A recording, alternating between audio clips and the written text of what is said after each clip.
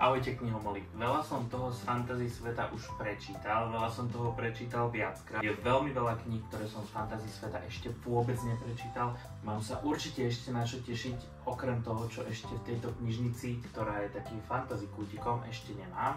Ale z toho, čo už v tomto kútiku mám a stále som to neprečítal, chcem vám ukázať viacero typov, ktoré som z tohto sveta ešte neprečítal a vo svojej knižnici ich mám a na ktoré sa veľmi teším. Tak môžeme ísť rovno na to. Jedno z diel je práve Duna, ktorá sa odohráva v sci-fi svete. Ide o svet, kde existuje korenie, ktoré keď ľudia použijú, evidentne získajú nejaké super schopnosti. A na pozadí tohto sveta sa odohráva nejaký boj o moc. Samozrejme je tam k dispozícii mapa a tá séria má niekoľko častí. Milujem mapy a milujem série, takže na toto sa veľmi teším. Aktuálnemu filmovému spracovaniu to určite malo aj nejaký ten hype. Takže verím, že viacerí z vás Dunu poznajú, neviem, či viacerí z vás vedia, že existuje aj v knižnej verzii. Existuje teda aj viacero častí tejto série a ja sa veľmi teším, keď sa do Duny ponorím. A mám rád takéto výzvy, ktoré majú viacero strán.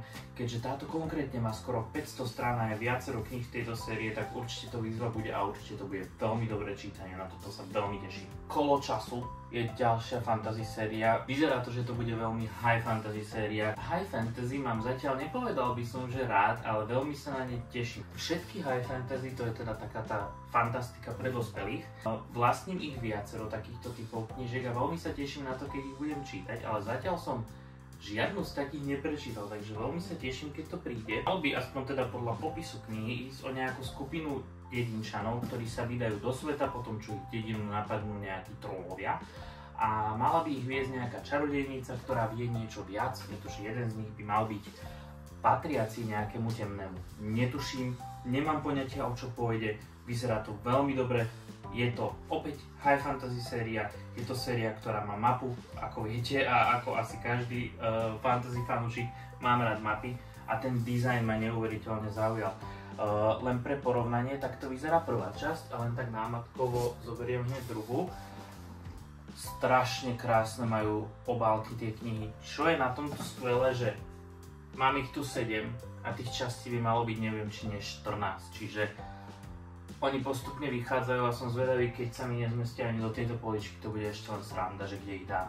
Ďalšia séria, na ktorú sa teším, že Meno vetra a priľahla druhá časť. Táto dlažobná kocka je druhá časť tejto série. Strach múdreho muža. Pre zaujímavosť, tá druhá časť má 860 strán. Také jednoduchšie čítanie by som povedal. O čo by malo ísť? Samozrejme mapka. Malo by ísť o mladého chlapca, ja som často videl v prirovnaní k Harry Potterovi v dospelejšej verzii. Ide totiž o chlapca, ktorý ujde, alebo teda nedarí sa mu veľmi na univerzite a dostane sa do nejakého mesta, ktoré nie je veľmi dobrácké. Čiže stretne tam rôznych potulných umelcov, mal by tam stretnúť rôzne zločiny, mal by tam stretnúť kadejakých vagabundov.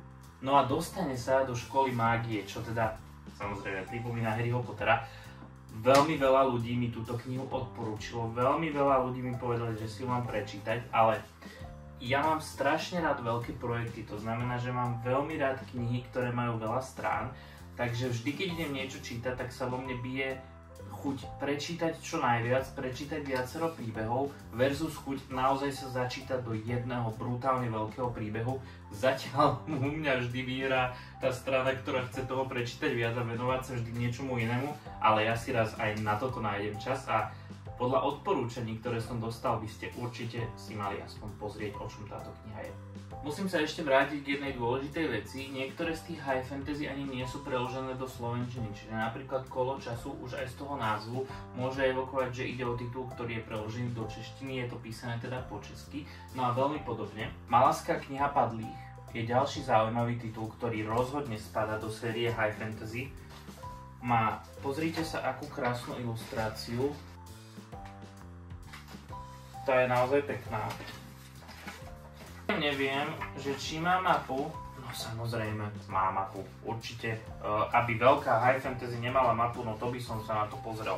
Má teda samozrejme aj mapu, malo by ísť o krajinu, ktorá zúri jednak bojmi, ktorá zúri jednak mágiou. To krajina by mala byť ovládnutá rôznymi rozbrojmi a úpadkom, mala by tam byť nejaká cisárka, ktorá vládne pevnou rukou.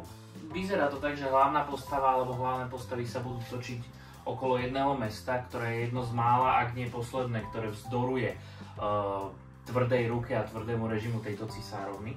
Cisárovna sa rozhodne toto jedno mesto vyhúbiť, no a tam predpokladám začína príbeh tejto knihy.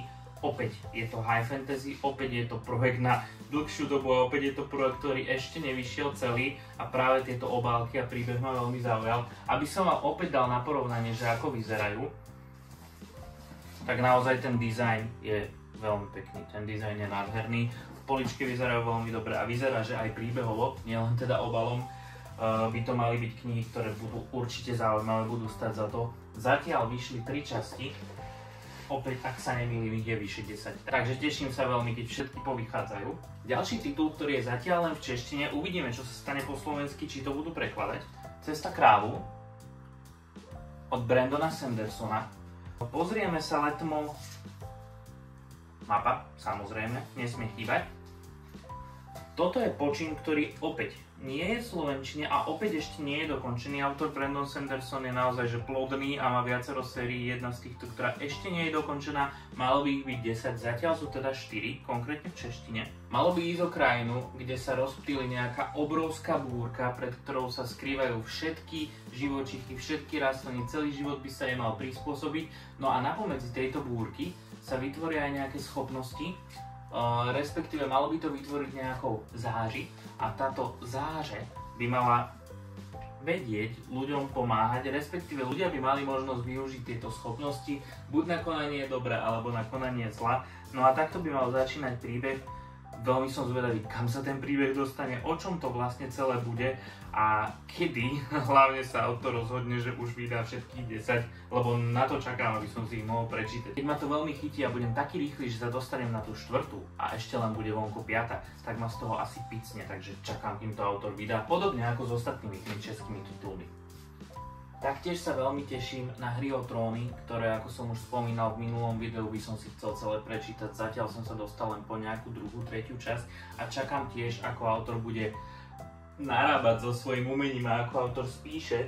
Aby som vám ukázal, takto vyzerá slovenská verzia Hry o tróny. Toto nie je konkrétne prvá časť, ale teda takto vyzerajú Hry o tróny po slovensky. Mám aj Hry o tróny v anglickom jazyku, ale ja som ich raz skúšal čítať, tá moja angličtina nie je až taká dobrá, aby som vedel toto prečítať a popri tom si to užívať, pretože vždy myslím len na ten preklad a na to, ako danú vetu preložiť do slovenčiny, aby som jej porozumel, a Hry o tróny sú napísané celkom zložitou angličtinou, takže práve kvôli tomu skôr uprednostním slovenskú verziu. Normálne sa až hanbím, ale ja som ešte nikdy neprečítal nič od Tolkiena, konkrétne toto je Pán prsteňov, ktorých som videl sfilmovaných aj Pána prsteňov, aj Hobita niekoľkokrát. Knihu som zatiaľ nečítal ani jednu a ja sa strašne teším na to, kedy si to konečne prečítam. Opäť je to fantasy skôr pre dospelých, takže evidentne sa stále mám tendenciu vrácať k tým detským dielam, ale už keďže som dospelý, by som mal dospieť aj čitateľské a začať čítať aj to dospelácké fantasy, na ktoré sa mimochodom fakt teším. Ale asi nemusím nejak viac približovať príbeh Pána prsteňov, keď teda poviem, že je to krajina, v ktorej teda ústredným príbehom je doručenie prsteňa, alebo teda zničenie prsteňa, aby zlý čarodejník nemal už svoju moc, a to by malo byť v podstate opísané v knihe a verím teda, že viac do detailov a zaujímavejšie, ako je to opísané vo filme ako takom. Ja len pozerám jednu zaujímavú vec, žiadna matka. No, tak to je hneď prúser. No, tak to je hneď komplikácia, ale myslím si, že Pán prsteňov si ma chytí niečím iným, ako je samotná mapa. Teda veľmi v to dúfam. OK, dobre, máme tu mapu, takže beriem späť. Začína to dobre, bude to dobre určite. Na čo sa ešte teším z takých tých detskejších fantasy? Časodejovia. Je to konkrétne táto séria, kde v hlavnej obálke sú vždy zakomponované takéto pekné hodiny. Malo by ísť o nejaké dievča, ktoré donedávna bývalo u svojich starých rodičov a ani netušilo, že niektorí z ich predkov sú mocní mágovia.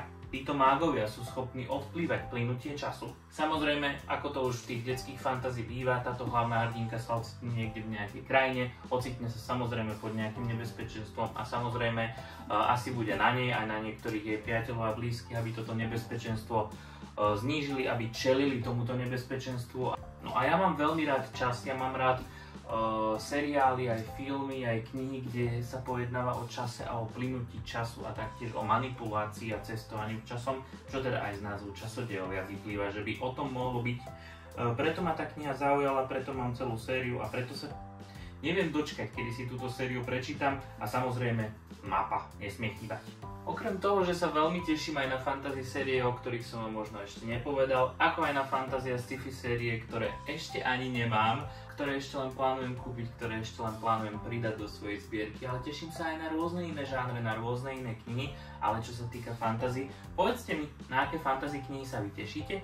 Ak je aspoň jedna fantasy kniha, ktorú si chcete prečítať, určite si ju prečítajte, zanechajte mi like. Ak máte viacero fantasy sérií, ktoré si chcete prečítať, určite ma poteší odber. No a v každom prípade mi môžete povedať, aké fantasy knihy na vás čakajú v poličkách, či už doma, alebo v knihkupectvách. A zatiaľ do čítania.